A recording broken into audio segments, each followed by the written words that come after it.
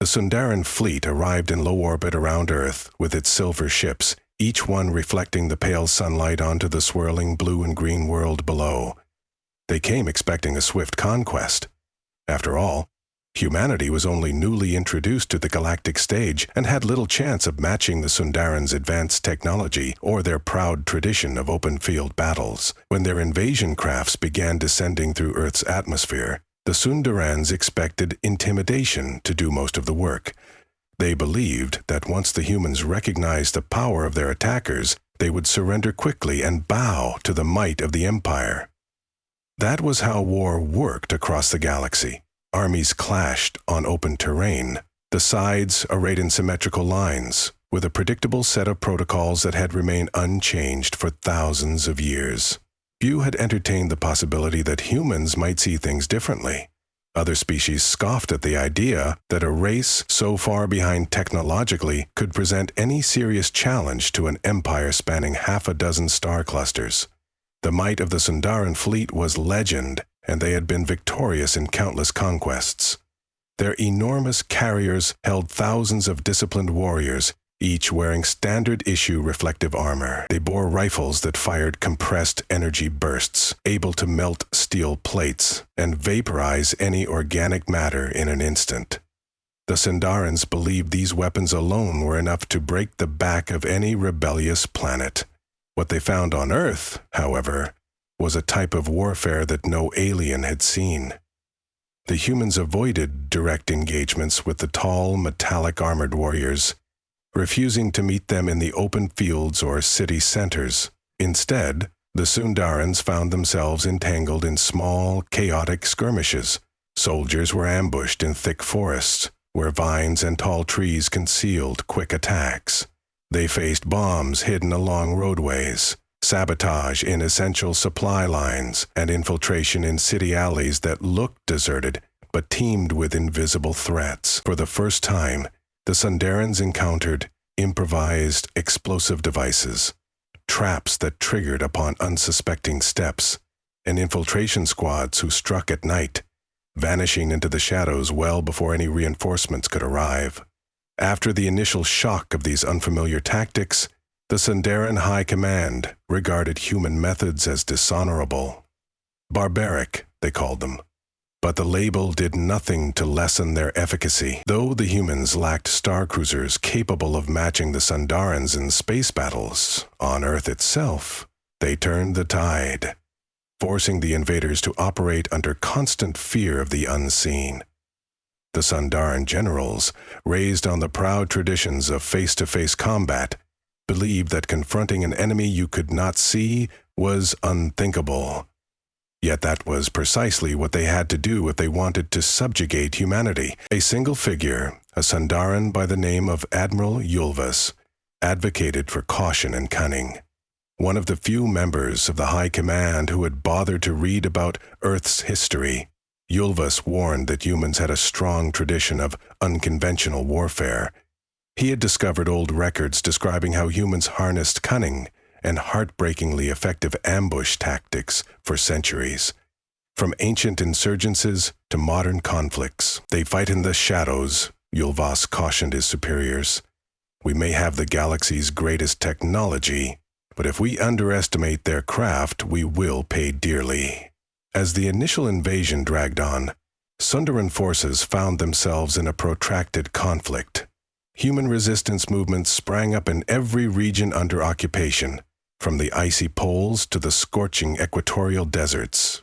Rural villages that Sundaran scouts had thought to be safe rest stops turned into labyrinths of deadly ambushes, the local populace vanishing into the undergrowth the moment foreign boots touched the ground.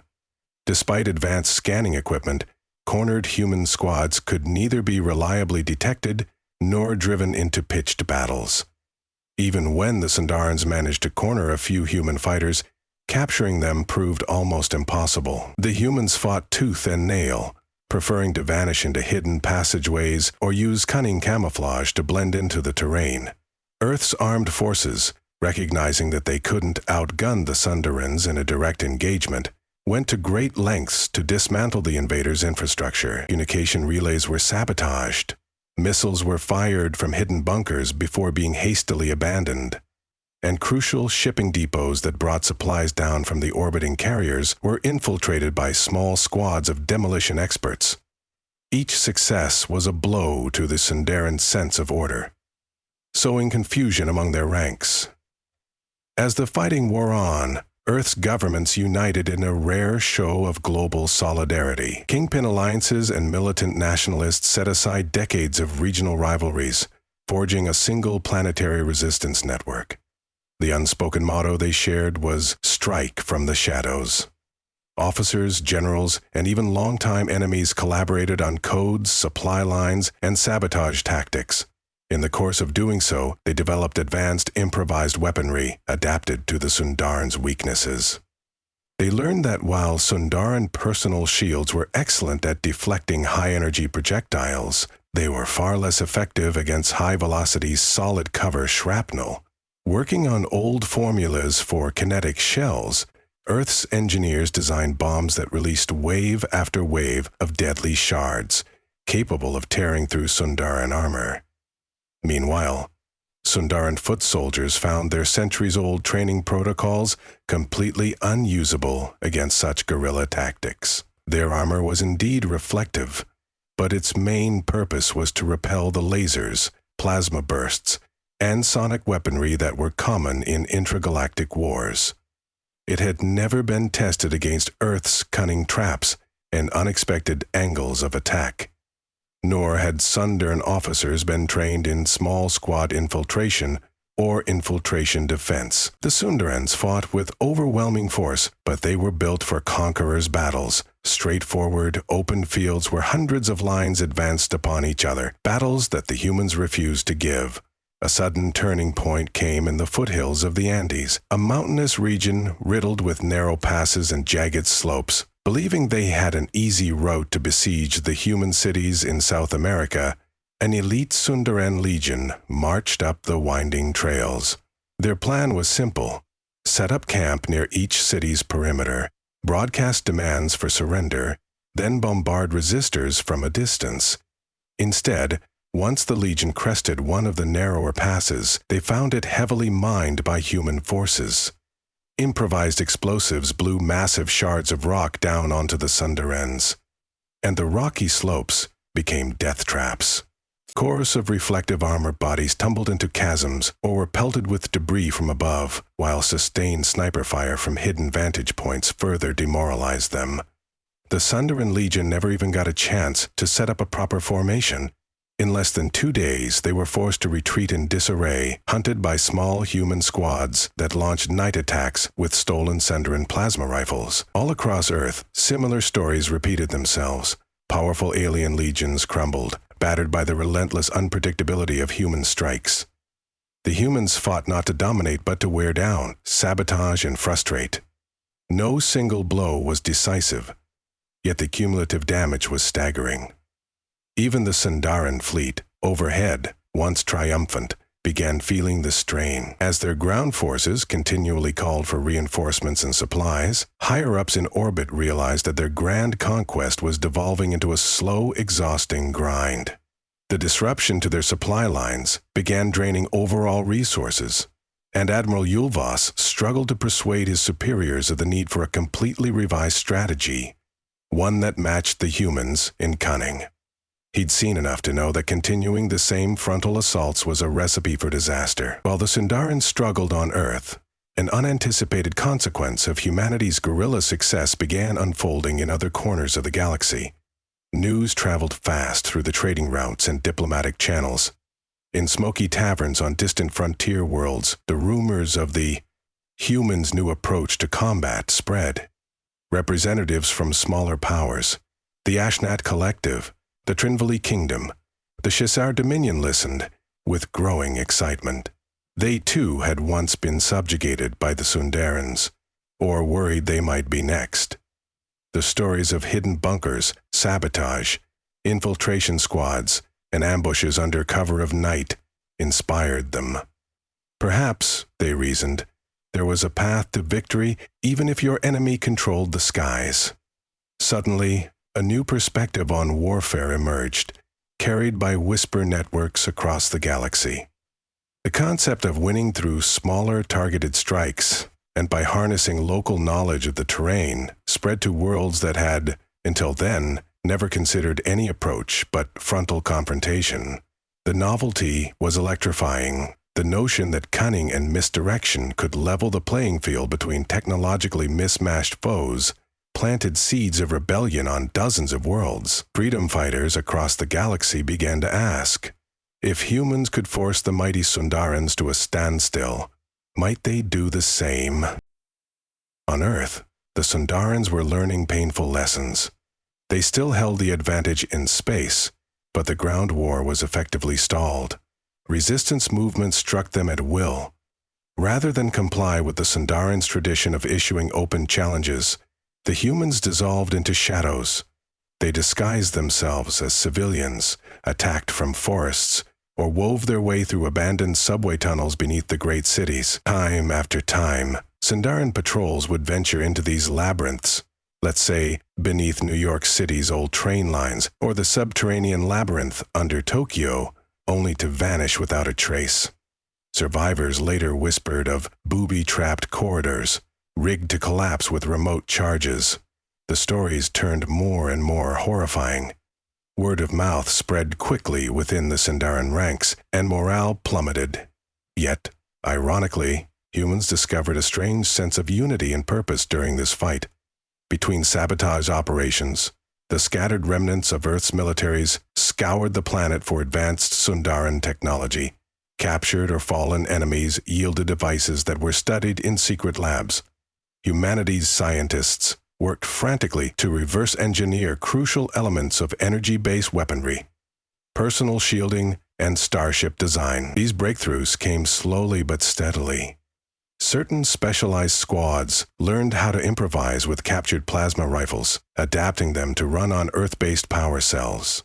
Over time, entire platoons carried stolen Sundaran equipment and used it far more effectively than the invaders ever imagined, employing it as just another tool in their ever-expanding arsenal of asymmetrical warfare. Faced with such relentless adversity, the Sundarans found that their capacity to wage a choreographed war was severely undermined. The small, unforeseen costs of each ambush, each infiltration, and each sabotage effort accumulated into a near unmanageable headache. For their logistics, they desperately tried to adapt, deploying specialized reconnaissance drones to hunt for hidden human dens, but they discovered that many of their sensors were jammed or faked by decoys placed on rooftops or in underground corridors. If the drones ever got too close, they were taken down by well-camouflaged snipers. Admiral Yulvas intensified his attempts to reorganize the occupation. He petitioned the Fleet Council for specialists from across the Empire who had experience with infiltration or intelligence gathering. He wanted saboteurs of his own to counter the human tactics, infiltration squads to gather real intelligence on local supply lines, and negotiation teams that might parley with Earth's leadership. But the Sundaran Empire was stubbornly wrought in tradition. The Council insisted on meeting guerrilla warfare with standard protocols. Line up in ranks, show power, broadcast demands for unconditional surrender. Their refusal to bend only served to prolong the occupation, and tensions between Yulvas and the rest of the old guard soared. On Earth's side, the resistance wasn't without its challenges. In many areas, the fragmentation of resources caused pockets of disorganization. Civilians still needed food, water, and medical care, and the hidden bunkers grew cramped and dangerous. The psychological toll on the fighters was tremendous, as they knew every day brought the risk of facing advanced alien weaponry. In some areas, local figureheads tried to negotiate separate peace deals with the Sundarans in exchange for leniency. These attempts seldom succeeded. Sundaran demands were absolute, yet even these negotiations seemed to reinforce the hopelessness of a standard defense. Moving in shadows and launching sudden strikes remained the only logical approach that staved off total domination. Sundaran morale reached a new low after a humiliating defeat on the Eastern European plains. 20,000 Sundarans, with top-of-the-line armored walkers, advanced on an abandoned city, scanning for signs of human settlement. At sunset, their scanners detected nothing more than faint life readings, so they settled in for the night. Under Earth's starlit sky, the hum of alien machinery reverberated through the crumbling streets. But as soon as darkness fell, a wave of stealth attacks ripped through their perimeter. Human commandos in black fatigues used cables and cunningly rigged lines to repel from half-melashed towers. They hijacked entire squads of Sundaran walkers, turning those mighty machines against their owners. Missiles soared from hidden shoulder launchers. By dawn, fewer than half the Sundarans remained capable of fighting, and many had fled. Once again, Earth's ragtag defenders had outmaneuvered a formidable legion. The staggering truth that the Sundarans faced was that they had become outclassed in every way that counted on Earth's surface. Their one undisputed advantage was space supremacy, but they couldn't raise the planet from orbit without losing the very assets they had come to conquer: its resources, its strategic position in a new part of the galaxy. More importantly, the Empire's own code forbade the total annihilation of a sentient species they intended to subjugate, so they tried to remain seemingly magnanimous conquerors, though every day that charade cracked a little more under the weight of actual events on the ground. Desperate for results, some of the Sundaran generals began planting infiltration teams dressed in stolen human garments. But these infiltration squads found themselves easily exposed by their manner of speech, posture, or inability to recall countless local details. Human intelligence networks recognized that many Sundaran infiltration agents possessed a faint bioluminescent flicker in their eyes, commonly known among the Empire species but absent in humans. The Varick infiltration platoon, rumored to be the galaxy's best, arrived to help the Sundarans, only to have half their members discovered in a single night by vigilant watch groups in the city outskirts. The rest were picked off in subsequent raids, leaving behind only confusion as to how humans saw through their disguises so quickly. As the weeks turned into months, observers from the Aknat Collective and the Trinvali Kingdom managed to slip onto Earth, at great risk, to witness the chaos firsthand. What they saw was an eye-opening display of adaptation, stealth, and guile. The Earth-resistant cell leaders greeted these outsiders with curiosity, caution, and a willingness to share certain strategies. In turn, the visitors offered moral support and, in a few cases, covert shipments of advanced medical supplies or specialized scanning equipment. Over hidden shortwave frequencies and guarded messenger bots, people on Earth and beyond began forging alliances based on shared interest in resisting the Sundaran way. The front lines were no longer drawn as they once had been. Old boundaries dissolved into a fluid web of sabotage and evasion. Meanwhile, on distant worlds, new rebellions ignited. The Shazar Dominion, once paying heavy tribute to the Sundarans, rebelled using a newly formed network of insurgents. They had begun imitating Earth's hidden strike tactics. Small, nimble attacks on resource depots, sabotage of major roads, sabotage of communication lines. Some Shazar rebels even adopted Earth terms like ambush zone and freedom fighters, which spread like wildfire through their ranks. The crack in the Empire's facade grew more obvious, leaving Sundaran garrisons in far-flung starports equally unprepared to combat these new forms of conflict. Unable to close all these leaks at once, the Empire grew more overstretched by the day. All the while, the mood among Earth's resistance forces took on a new dimension. They realized they were no longer just fighting for their own survival. They had inadvertently reshaped the entire idea of galactic warfare. The knowledge that their approach might liberate other worlds fueled their courage. Talks even emerged about forging a cross-species coalition to stand against not only the Sundarans, but any galactic power that relied on intimidation and brute force. The fear that once loomed over Earth gave way to fierce determination, an understanding that this was more than just a local defense. It was a fight for the right to self-determination in a galaxy that rarely acknowledged it. Caught in this new dilemma, the Sundarans made one last major push. They gathered remnants of their elite forces from multiple continents, consolidating them into a single, unstoppable army. Or so they hoped. This force included the dreaded Grabig horde, large reptilian creatures allied with the Sundarans, the Aegirion shock troopers, who carried advanced wave disruption cannons capable of breaching entire buildings, and the famed Dondrak cavalry units, known for their mechanical flight packs and terrifying synergies in aerial battles. All were called to Earth in an attempt to crush the resistance by sheer might in one overwhelming blow. It was the largest and most terrifying array of power the planet had ever seen. They assembled on the outskirts of the Sahara, choosing a wide-open space so there would be no easy ambush. Giant carriers hovered overhead, flanked by rotating discs that shimmered with the promise of unstoppable bombardment. On the horizon, lines of reflective armored Sundaran warriors stretched far beyond what the human eye could typically see. Over comms and broadcast towers, the Sundarans declared one final ultimatum: surrender your planet, or perish in the greatest show of force this galaxy has ever known. However, they discovered too late that the open plains were not as unguarded as they assumed. During the preceding months, small human squads had carefully prepared myriad tunnels, bunkers, and hidden emplacements all over that desert expanse. Old abandoned pipelines had been rigged with explosives and were connected to remote triggers. Sand dunes that looked perfectly natural were riddled with booby traps, each designed to ignite hidden caches of specialized ordnance. Camouflaged netting concealed anti-aircraft artillery, stolen and modified from broken Sundaran walkers.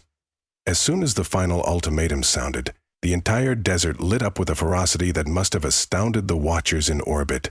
After an initial wave of confusion, the Sundaran lines recovered and tried to rally their unstoppable force. It was no simple matter. The Pharaoh-Gravag allies, frightened by the sudden blasts and hidden hazards, bellowed in confusion. The wave disruption cannons of the Aegirian squads wreaked havoc on large sections of tunnel, but by then most of the hidden fighters had already moved or triggered traps from a distance. The few times direct engagement occurred, humans used the newly reverse-engineered personal shielding technology to withstand the brunt of advanced weapons.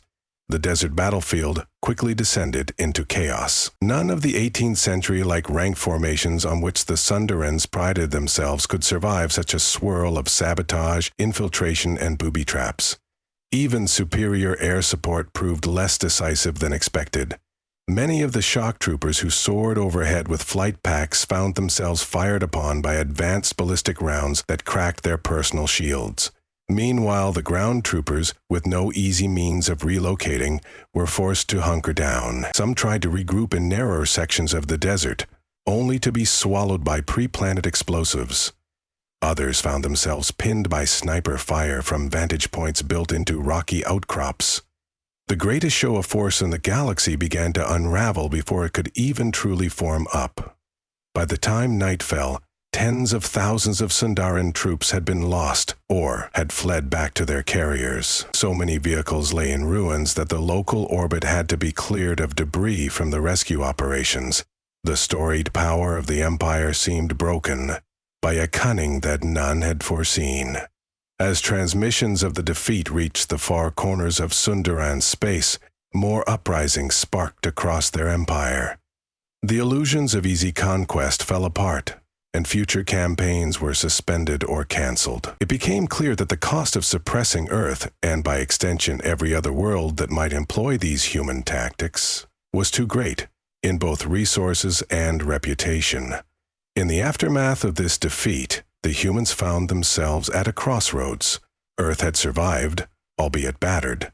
Cities lay in ruins, farmland scarred, but leadership across the planet saw that the time was right to negotiate from a position of strength. By collaborating with newly formed insurgent movement leaders on other worlds, Earth's representatives approached the reeling Sundarans with an unexpected proposition: a truce. The terms were simple. The Sundarans would withdraw from Earth and allow the planet to remain autonomous, while the humans pledged not to seek vengeance beyond liberating worlds that wanted to be free. In essence, the humans had no desire to sweep across the galaxy as conquerors themselves. Their triumph lay in forging a new path forward, even offering to share some of the unconventional defense insights they had pioneered if it meant achieving a stable, peaceful future.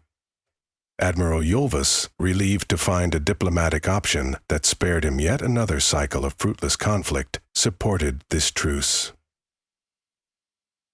Second truce. Many of the Empire's High Lords bristled at the idea that the barbaric humans could dictate terms, but they had lost credibility in the eyes of their fellow species. Too many casualties, too many resources drained. The humans, though battered, had proven that the old rules of war no longer held sway when outnumbered forces refused to meet you in the open. Reluctantly, the Sundaran Emperor himself endorsed what he called an armistice, facing no choice but to preserve what remained of his tattered empire. As the last Sundaran carriers broke orbit, Earth's skies cleared. The remnants of ruined craft and supply pods littered continents and oceans, leaving behind salvageable technology. Much of it was carefully recovered by human teams, intent on studying, learning, and rebuilding. The general sentiment across Earth was one of victory and mourning for the countless lives lost. Bands of exhausted fighters emerged from bunkers to see the sunlight again. Children stepped out of the rubble, and entire communities began the slow task of reconstruction. And all through those battered lands, people told the story of how they had turned an invader's superior strength into a disadvantage, how a ragtag group of planetary defenders redefined the meaning of war. Beyond Earth, reports circulated of a wave of new conflicts erupting within the failing Sundaran Empire, weakened by their fruitless campaign. They struggled to maintain control over rebellious worlds. Some species opted to cut ties peacefully. Referencing the human question, the notion that advanced militaries are no guarantee of victory without strategy adapted to opposing tactics. Others took arms in the same style as Earth's resistance, employing camouflage, sabotage, and subversive infiltration to hasten independence. Domino after domino fell, reordering the galactic hierarchy in unexpected ways. In time, historians across many worlds credited humanity with fundamentally altering the course of galactic warfare. Massive open battles gave way to smaller, specialized operations. Planets no longer relied solely on building giant fleets to match each other. Instead, they sought cunning, forging treaties of mutual defense that leveraged local terrain knowledge and adaptive tactics, a direct reflection of Earth's success. The step from subjugation to negotiation was forced by countless small lessons, each taught by the unpredictable, often invisible fists of Earth's defenders.